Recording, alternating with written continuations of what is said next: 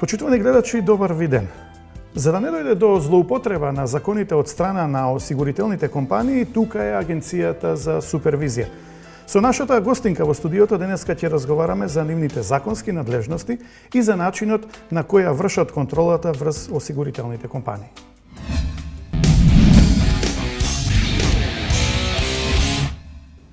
Ѓуровска, кои се надлежностите на Агенцијата за супервизија на осигурувањето?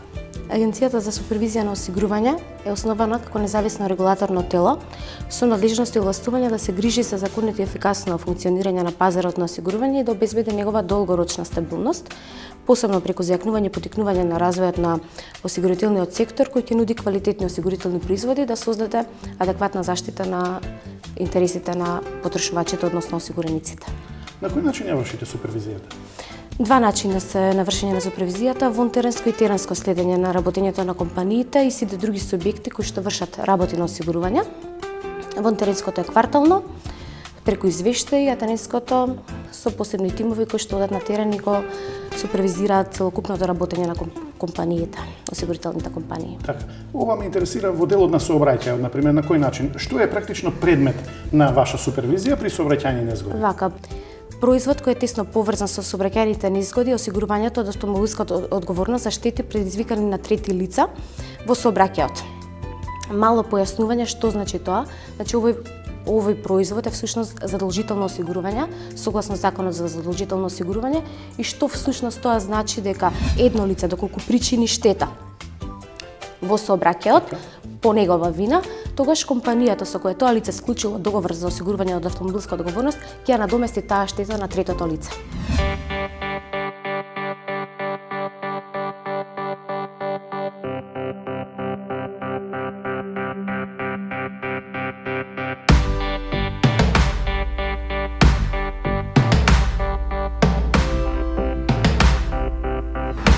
Николовски, во моментов сте на увид на сообраќајна незгода каде што возило со странски регистарски таблички удрило во куќе. Каква е во овој случај постапка? При доаѓање на лице место, од наша страна, првично што се преземат мерки е дознавање за начинот на случување на незгодата, односно прво да се види кој е учесникот, дали има повредени лица, дали настанала друга материјална штета осим ова што е на возилото. Потоа се прибираат документите и податоците од возачот на возилото, се прибираат трагите, се фиксираат истите траги кои се на лице место од типот на траги од крв, траги од влак навлечење на возилото и куќето. Комплетно истото се скицира и фотографира. А најпрво место колку што можеме да забележиме е обезбедено. Местото е обезбедено од Автопатска полиција Тетово, така да тие водат грижа за безбедноста на останатите учесници во сообраќајот за време на вршење на увидот и до нашето доаѓање. Кога ќе ги обезбедите сите овие податоци тука, после што следува? Откако ќе извршиме фиксирање и скицирање на лице место, се врши фотографирање на лице место, потоа се бележи штетата, се отклонува возилото доколку е на сообраќајната површина. Во случајов не е така, значи тоа е застанато на сообраќајната лента за принудно запирање. Се зема изјава во писмена форма, каде што возачот ја потпишува својата изјава, односно го потпишува она што го кажал. И после целата оваа документација каде оди? По извршување на увидот, значи останува уште поголем дел од работата која што е во нашата база, каде што се изготвува скицата од скицирањето на лице местото, која што оди во размер, се изготвува фотодокументацијата и се изготвува записникот. Целиот, односно текстуалниот дел, целиот овој материјал представува записник од извршен увид и тој се проследува понатаму до надлежните органи, дали до судот за прекршоци, до обвинителство и така натаму.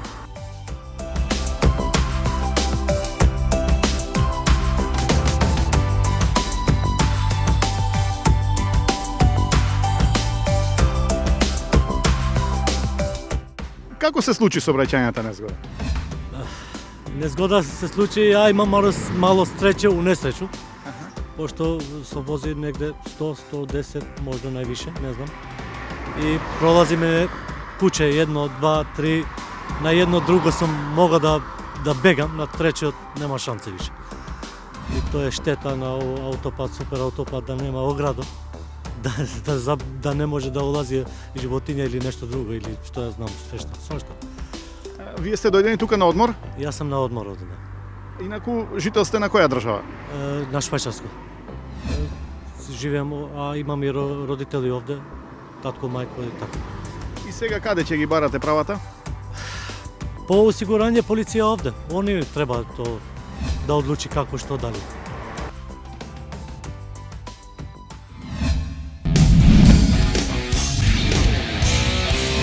Во кој случај, на пример, нема да ја надомести штетата? Така, има исклучоци, односно тогаш штетникот ќе подлежи на регрес, доколку управува возило под дејство на алкохол и други психотропни супстанции, доколку возилото е нерегистрирано, во случај кога возачот управува возило без возачка дозвола или без возачка дозвола во соодветна категорија, доколку нелегално управува со возилото. Тоа се случаите кога компанијата ќе надомести штетата на оштетеното лице, меѓутоа регрес ќе побарува од штетникот. Има ли можности за злоупотреба на сето ова? Посебно би сакала да се осврнам на примената на Европскиот записник, актуелен од 2005 година па наваму, со тоа што Европскиот записник представува еден образец кој учесниците во сообраќајните незгоди треба да го пополнат доколку е причината мала материјална штета. Што значи мала материјална штета? Самите учесници во сообраќајна незгода треба да препознаат да не се оштетени виталните делови за запирање и управување на едно возило. Тогаш имаат можност да пополнат европски записник. Со тоа што би објаснила како чекорите, нели? Посебно треба, доколку се случи таква сообраќајна незгода со мала материјална штета, прво да го прочитаат упатството. Европскиот записник на својата задна страна има упатство. Сега тука немам примерок. Да го прочитаат упатството, бидејќи има уште неколку случаи, согласно Законот за безбедност на сообраќајот на патиштата, во кои случаи треба да повикаат полиција. Значи, едниот е да е возилото неосигурано, односно нерегистрирано, да е приметлива дека еден од учесниците во под дејство на алкохол или други супстанции, едно од возилата да има регистарски таблички, странски регистарски таблички. Значи, неколку случаи се на задната страница од Европскиот записник, во кои случаи мораат да повикаат полиција, инаку штетата нема да им биде обештетена од страна на друштвата за осигурување. Сега, Европскиот записник има неколку бенефити за осигурениците. Една од најголемите бенефиции што ги нуди овој Европски записник, што причинителот на штета нема да биде теретен за глоба или за прекршок. Второ е тоа не се создава метеж на улиците од сообраќајни незгоди, бидејќи се должни веднаш да ги тргнат возилата од улиците. Третото е дека времето за обработка на одштетни побарувања по пријавена штета се сведува на минимум. Значи, тоа се бенефитите од Европскиот записник што осигурениците, односно учесниците во сообраќајот треба навистина да ги искористат. Во спротивно, доколку се исполнети условите за пополнување на овој европски извештај, а осигурениците, односно учесниците во сообраќајот одбиваат да го пополнат, тогаш подлежат на глоба од 250 евра што им изрекува МВР. А може да го потпишат и сами доколку и двајцата се согласат? Всушност треба се согласат за околностите под кои се случила сообраќајната незгода, значи Европскиот записник не ја признава вината на еден од учесниците, туку само треба се согласат за околностите под кои се случила сообраќајната незгода, да нацртаат една попрецизна слика на местото каде што е обележено во Европскиот записник, да го потпишат Европскиот записник, да го пополнат со генералии на учесниците и дополнително на тоа, доколку се во можност би препорачала да направат фотографии од лице место на настанот и изјавите што ќе ги дадат во компанијата да бидат соодветни на нацртаната слика и да не бидат контрадикторни една меѓу друга, што е Можна е тука злоупотреба? Можна е тука злоупотреба, посебно во контрадикторност на изјавите. Тогаш има мали проблеми, бидејќи се многу малку материјални докази со кои што може да се утврди навистина како настанала таа сообраќајна незгода, нели поради тоа што МВР не било излезено на терен. Значи, останува на совеста на граѓаните правилно да го потребуваат овој европски записник. Еве, ние како Агенција за супервизија на осигурување пред 2 години направивме една иницијатива за анализа, да се идентификуваат кои се неговите слабости, кои се неговите недостатоци, така да по идентификуваните негови слабости направивме неколку трибини и иницијативи за да се унапредат тие недостатоци. Така да можам да заклучам дека главниот недостаток лежи во неедуцираноста на граѓаните за неговата примена. Што треба да направиме за поголема едукација? Во кој дел треба да се едуцира? Еве агенцијата континуирано презема активности и спроведува едукативни кампањи. Посебно издаде флаер за осигурување од автомобилска одговорност во кој детално е опишан овој производ, кои се бенефитите од него, како граѓаните да постапат при сообраќајна незгода, како да пријават штета и така натаму. Преку медиумите, значи сите заедно треба да придонесуваме кон овие едукативни кампањи. Ние исто така имаме доста голема соработка и со Министерството за внатрешни работи, формираме комисии кои што влијаат на сите актуелни прашања што се од заеднички интерес на тема сообраќај.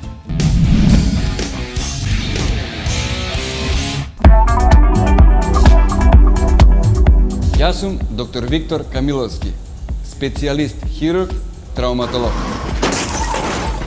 Сакам да ви представам што се случува со човечкото тело во време траење од 2 десетинки, кога го удира автомобилот, кој пред кочењето возел со брзина од 70 км на час и бил на растојание од само 50 метри. Првиот удар настанува при брзина од 50 км на час. Браникот удира во зглобот на колената, кинеќија мускулатурата и лигаментите на нозата. Потоа, главата со полна тежина удира во ветробранското стакло, каде пукаат вратните пршлени, черепот и настанува крварење во мозокот. И тоа се за помалку од 1 секунда.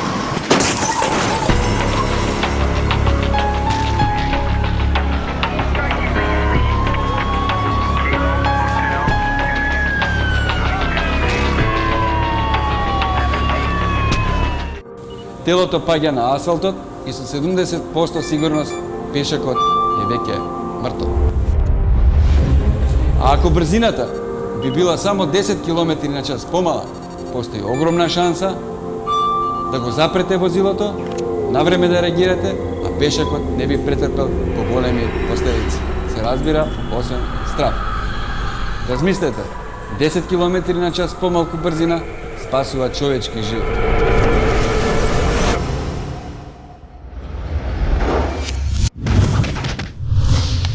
Однесувај се совесно, почитувај ги сообраќајните правила, за ваша и наша безбедност.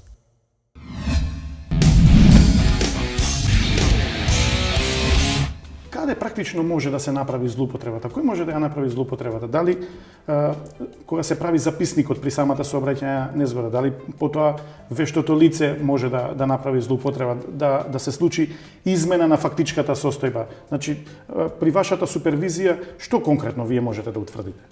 Значи, ние при нашата супервизија ги утврдуваме процедурите во решавањето на штета, време траењето потребно за обработка на една штета, потоа дали се добро резервирани штетите, меѓутоа експертизата останува на вештаците и понатака на судовите да ја утврдуваат, бидејќи ние немаме таква законска надлежност за да можеме да утврдиме една измама од аспект на едно вештачење. А каква е вашата соработка со осигурителните компании? Па на многу високо ниво. Значи, агенцијата постои од 2009 година навака.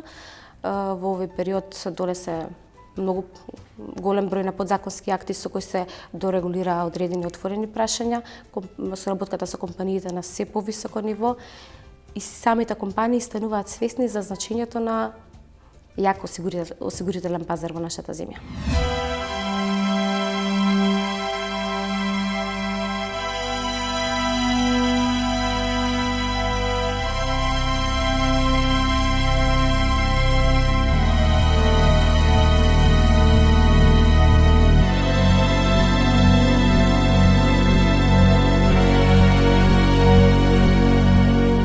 Дамјановски, која е процедурата на оделението за извештаи при сообраќајни незгоди, кога ќе се случи сообраќајна незгода? При случување на сообраќајна незгода, граѓанин или учесник во незгодата, кој учествува во сообраќајната незгода, го известува 192 за случај на сообраќајна незгода. Од 92 дежурниот го препрашува локацијата на случајната сообраќајна незгода, по колку саат била случајна сообраќајната незгода и по можност да објасни за што возило учествува во самата сообраќајна незгода. Воедно и да каже дали во сообраќајната незгода има материјална штета или се повредени лица. По можност, ако може тој што пријавува за сообраќајна незгода да извести каде се принесени повредени. По добиената информација, дежурниот од ЦИК евидентира во неговата евиденција и ја известува војната екипа да се упати на посоченото лице место што е дадено од странката. А доколку има повредени, што се случува? Доколку има повредени, увидната екипа не оди на лице место, него прво се упатува во ургентниот центар или градска болница каде што се пренесени повредени. При нивно пристигнување таму на лице место, прво се бара докторот кој ги примил учесниците во незгодата. По добивањето на информација од докторот за какви повреди се работи, дали се лесни, тешки, телесни, во животно или загинати, увидната екипа се симнува доле кај повредените лица, кај учесниците во незгодата, убавува разговор. Значи, во кое својство се учесниците, дали се возачи, може се сопатници. По добијаната информација од страна на новината екипа се обавува разговор со учесниците и сочинува службена белешка за прибирање информација од граѓани. По добиената информација од учесниците и попунета од службена белешка за прибирање информација граѓанин, кој од страна на граѓаните се потпишува таа белешка, новината екипа се упатува на лице место. Пред да се упати на лице место, дали може во болницава да се утврди дали, да речеме, возачот бил или некој од возачите под дејство на алкохол? Воедно со обавување на разговорот од учесниците се врши алкотестирање или се зима крв да се утврди присуство на алкохол во организмот.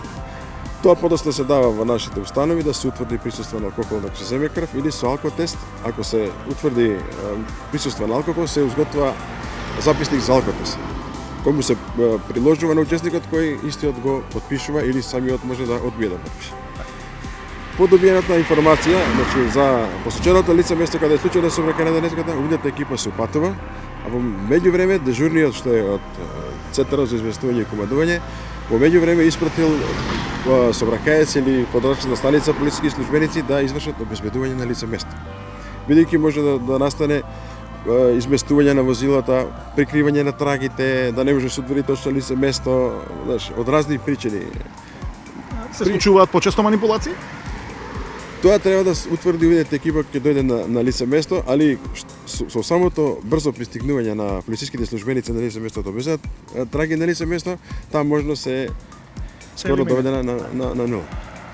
Кој ќе стигнат на лице место, прво се обавува разговор со полицискиот службеник кој ја обезбедил лице местото. Првичните информации значи ги дава полицајецот, кои биле затекнати на лице место, кои се учесниците во незгодата, кој управувал возилото, трагите дали се сите траги обезбедени на лице место, дали ги обезбедил како што треба, информира дали има на лице место сведоци или очевидци. Прво, ако има очевидци и сведоци, увидната екипа обавува разговор со очевидците и сведоците. Обавува разговор со нив, зима нивните изјави, сочинува службена белешка за прибирање информација од граѓанин, очевидецот или сведокот ќе потпишува таа изјава, стои пози тоа што дал таа изјава и ги ослободуваме, бидејќи нема потреба да присуствува за време на целиот вршење на видео. Значи ги ослободуваме и да немаат контакт со странките меѓу себе дека ти сведочиш против мене или ти си за мене и така. Во кој случај настапува судскиот вештак? Судскиот вештак кога ќе дојдеме на лице место и са причината за незгодата од наша страна има оставено траги од боја. Едното возило напуштено лице место. Имаме некои си траги нелогичности. Со изјавите на 20 учесници кажуваат дека ја иде од ваму, па се удри, значи нелогичности при вршење на увидот од наша страна, да речеме, постои можност да не може да се утврди и нема логичности како би дошло до таа сообраќајна незгода, тогаш известуваме јавен обвинител, истражен судија и вештаци бараме да дојдат на лице место. Со доаѓањето на вештаците они се подигаат боја, траги и они после писмено не известуваат за извршените вештачења на сообраќајната незгода. Целокупен тој запис што ќе се направи, потоа во одделението за извештај се изготвува записник за извршен увид со подлесок, со пријава, со скица, со фотографии и фотоалбум. Целокупниот увиден материјал после се праќа во Основен суд за прекршоци или кривични, Основно јавно обвинителство, потреба да се праќаат и до компаниите за остварување на материјалните права на граѓаните. Каква е вашата соработка со осигурителните компании? Па на многу високо ниво. Значи, агенцијата постои од 2009 година навака. Во овој период донесе многу голем број на подзаконски акти со кои се дорегулира одредени отворени прашања, соработката со компаниите на се повисоко ниво и самите компании стануваат свесни за значењето на јак осигурителен пазар во нашата земја. Ова е државна институција? Ова е државна институција формирана од Собранието на Република Македонија. И колку сте вработени таму? Имате доволно капацитет, стручен? Па да, сега да. Доколку расте пазарот понатака, сигурно ќе ни треба да ги. А каква ви е законската обврска? Например, колку пати годишно правите супервизија? Супервизијата се прави според интерни планови што ги носи самата агенција за супервизија на осигурување. Така да доколку се укаже потреба надвор од тие плановите, доколку утврдиме некоја неусогласеност со законската регулатива во работењето на одредена компанија, може и вонредно да се отиде на терен и да се провери таа ситуација. Доколку го задржавме вашето внимание, ќе ни биде задоволство. Иако е тоа така, следете не и следната сабота во истиот термин. Ви посакуваме пријатен ден.